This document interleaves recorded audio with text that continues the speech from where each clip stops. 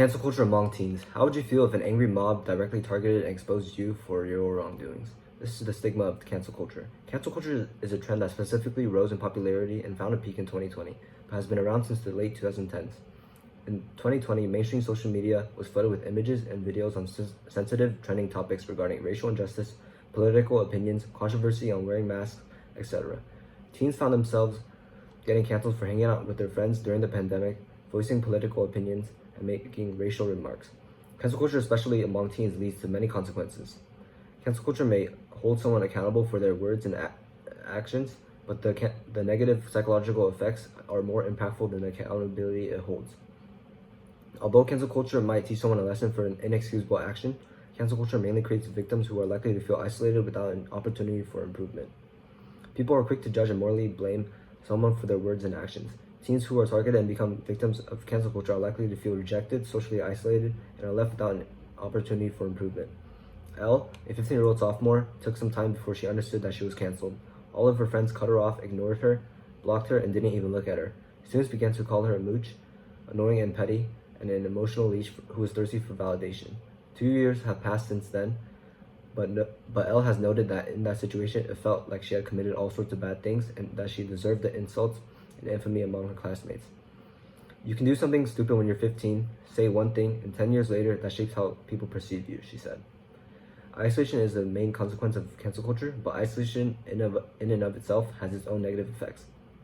Isolation can affect depressive moods, anxiety, impulsive behavior, and use of substances, says Rebecca Sinclair, child and adolescent psychologist and director of psychological services at Brooklyn Minds.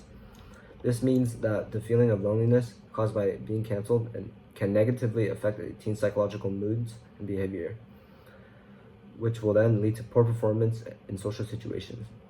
Teens lose their reputation and confidence, which may ultimately affect their lifestyle and productivity in school. On social media, large groups of people target those who have committed offensive actions or said offensive things.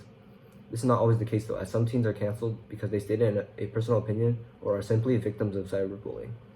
Canceling someone is an arbitrary and personal opinion, but oftentimes it is an impulsive decision.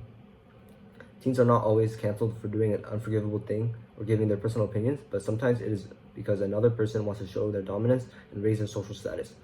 Putting someone down can give someone the feeling of authority and that what they are doing is right, which can lead to an abuse of social status and influence. As a result, cancel culture can stifle free speech, preventing some from voicing their opinions out of fear that they can be personally targeted and attacked. As a solution, stricter guidelines on hate speech and cancel culture should be established on social media platforms. Social media platforms cannot become a safer and welcoming place if users continue to bash and excommunicate one another for their words and actions. Teens should also become aware about the effects of cancel culture and how it should not be a practice trend. Cancel culture only spreads toxicity, and even though it may teach someone a lesson, the psychological impact outweighs the accountability it presents. Cancel culture is not the most suitable way to address someone's actions, but instead, they should be educated on why their action was not appropriate and genuinely learn from their mistake.